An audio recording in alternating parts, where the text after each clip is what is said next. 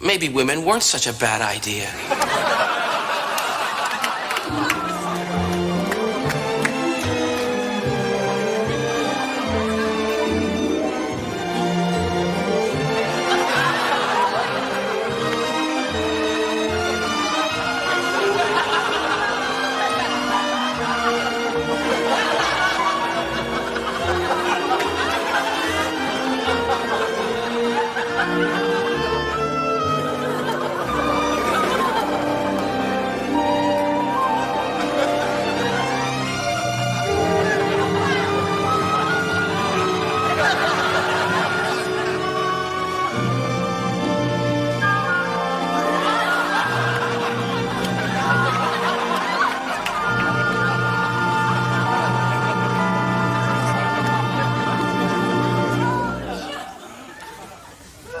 I know you.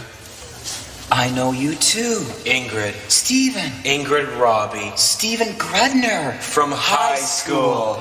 Boy, I haven't seen you since you stood me up for the high school prom. Yeah, about that, Ingrid. It wasn't you that I stood up. It was women. Oh, so it wasn't me that cried, ate corn chips, went to the prom anyway, and ended up dancing with the science teacher. No. It was women. Yeah. So it's not me you should be mad at, but gay men who date women. Oh, I was just mad at you all these years. No. I hope when I wake up I remember to call my mom and tell her to stop hating you. This is great. Yeah. You know, Ingrid, I've been thinking that women are a good idea. Yes, I know. Isn't life funny? Stephen. Yeah?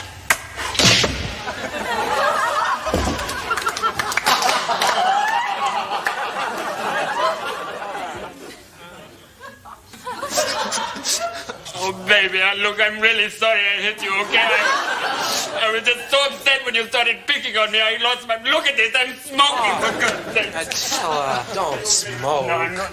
Look, I'm gonna go because I feel really ashamed right now. I'm just terribly upset, okay? I'll come back for my other weights later. I can only carry 240 pounds right now because my left side is really weak. Goodbye, baby. I'm sorry. No, Attila, don't go. Don't go, don't go. No. You must hate me. No, I don't hate you. I don't. It was my fault. I drove you to it. I'm sorry. Look, I don't know what the problem is. I mean, I just gotta stop smacking you every time I can't speak English. It's stupid. That would be nice. You know, but look, and I've got to help you learn English.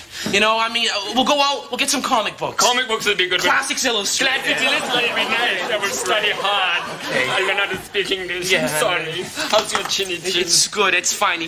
Oh, good. Attila? Ich liebe dich. Oh, baby, I love you too.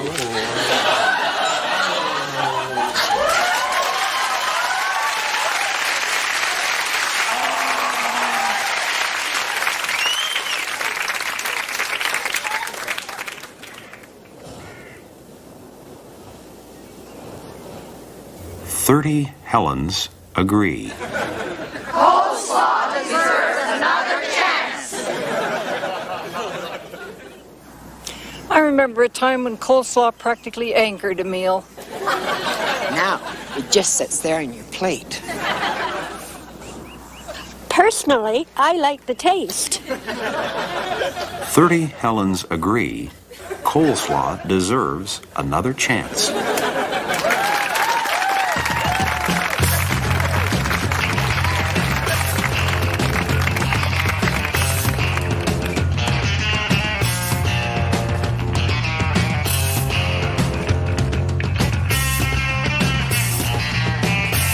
And of course, in March, when we finally hit the right market with the right approach, the net income that was reached was far more substantial than our disappointing February. In other words, yay, March. Oh, excuse me for a second, gentlemen. Yes, Carmine? Thank you, Carmine.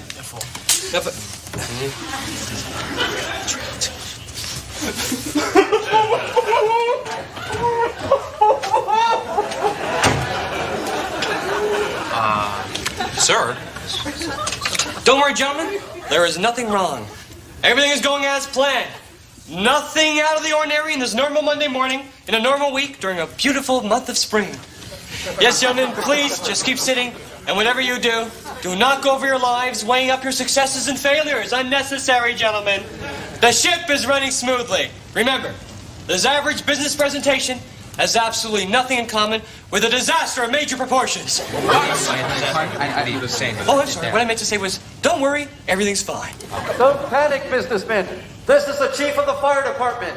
Although you are caught like rats in this blazing fire trap you once called work, we are trying our best to stop the flame. But remember, we're not perfect. Barry, is this a joke? No. Gentlemen, shame, gentlemen, this is a business meeting. Okay, this is it. Yes, there is a blazing fire a few floors below us. And no, there is no way down because the stairs and the elevators are both, let's just say, inaccessible. Though I could easily say permanently destroyed. It's inaccessible. I'll keep it inaccessible. Oh yeah, and the fire's rising towards our floor. What? But I know you guys are aware how important this presentation is, and you would probably want me to continue. So who am I with? The career-minded guys who want me to go ahead, or the nowhere guys in a downward spiral? That's the attitude, Ferguson. That's the attitude. Now, what about the rest of you? The presentation, or just waiting for death? Presentation. All right. Remember, gentlemen, this is an office of businessmen, not a large toaster for cowards.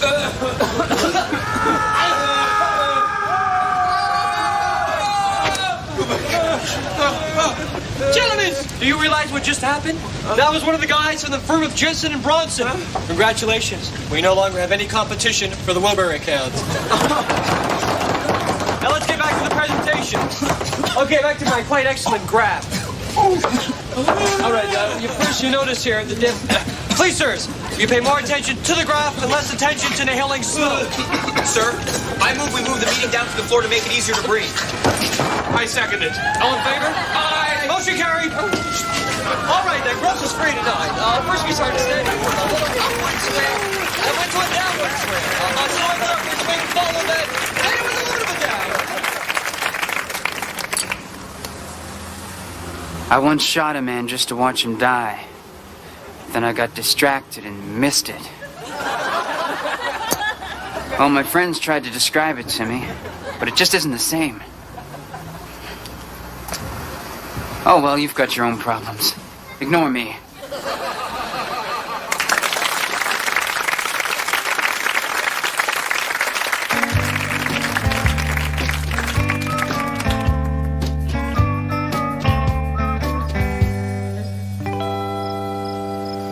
Karen and I were so in love.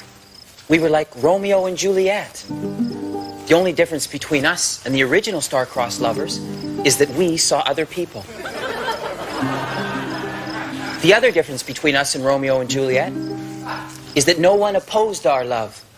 But by God, I wanted them to. You don't like her, I'd leer at my friends. I'm causing a scandal, aren't I? But they all liked her, those who had met her. For those who hadn't, I tried describing her in less than glowing terms. You know, hoping they'd say, gee, she sounds less than perfect. Then I could reply, less than perfect? Ha!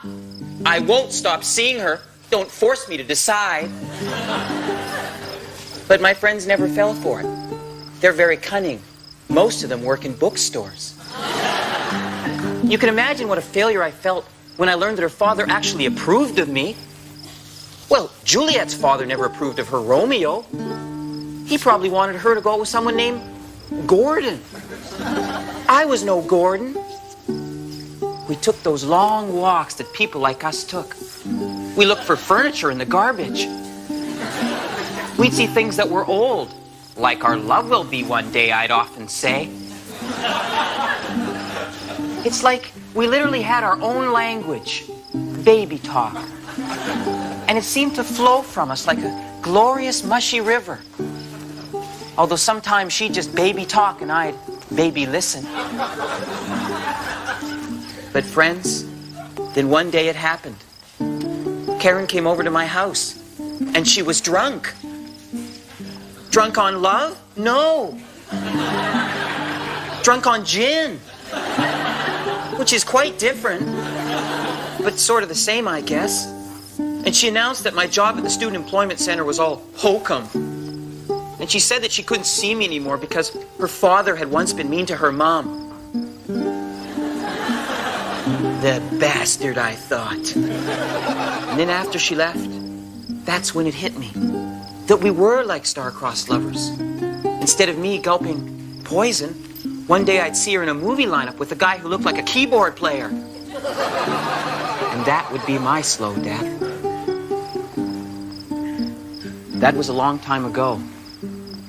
But you know, still, whenever I see a beautiful woman in a restaurant sending back her food, I miss her.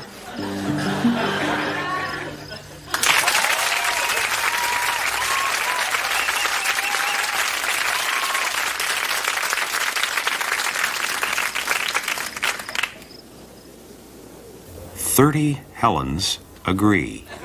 Hawaii was better before. A honeymoon there used to be a reason to get married. Yes, but it's so commercial there now. 30 Helens agree. Hawaii was better before.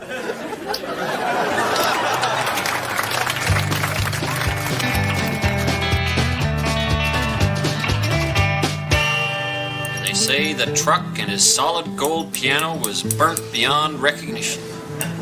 But some folks say if you listen to the wind on cold winter's nights, you can still hear him out there, playing that honky-tonkin' music.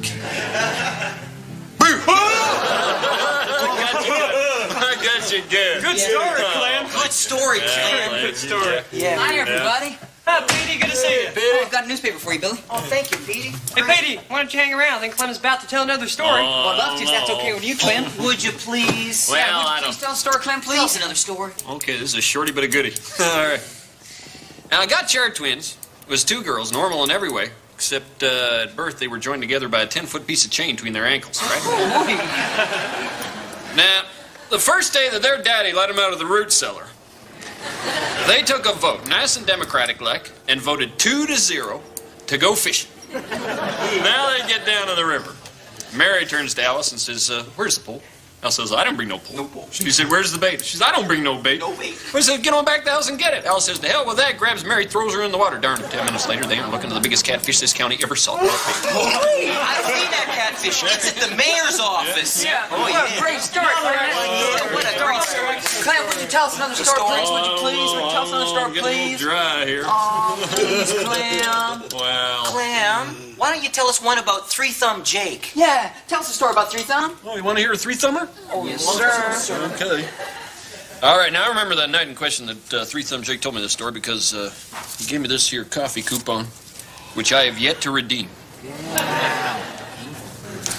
Now, he admits that he'd been drinking on the night in question, but he still swears to God he was out night fishing, and he saw a spherical object descend from the sky.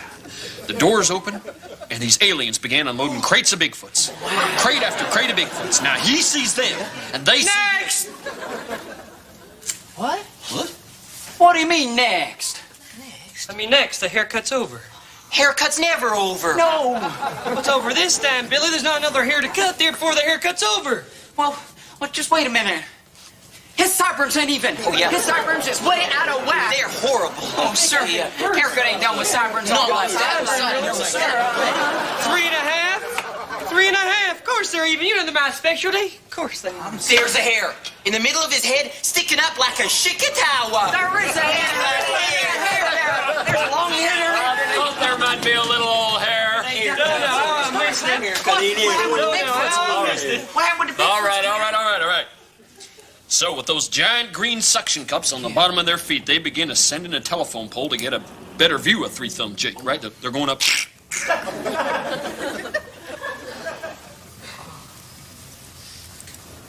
Next! How do I look? Fine, sir. Then I guess I'm done. You're so clear. Oh, well, hell, how much owe you there, Clevis? Oh, what'd it be, about 5? Not a blessed thing. Your man is no good here. Best head of hair I ever cut. Thank you. Thank you. Thank you. Well, take care, pretty. Sure did enjoy all your storytelling, Clam. Well, thank you. Billy, take care now. Yeah. Idiot boy. Hey, now, idiot boy, come on now. Hey, now, you mind your drooling now, you hear? Some folks, they don't kinder to that. Clam! Take care of that part. Don't let any pretty women mess it up. Hell, now, don't you go worrying about me and pretty women.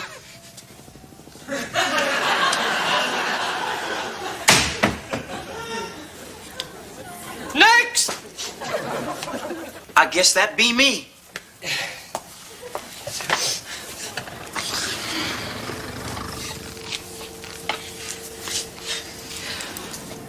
Once upon a time, there was this eel monkey, and he had himself a bullum head. And everybody would come around laughing at him, and they would make him eat Bullum head? What the hell's a bullum head?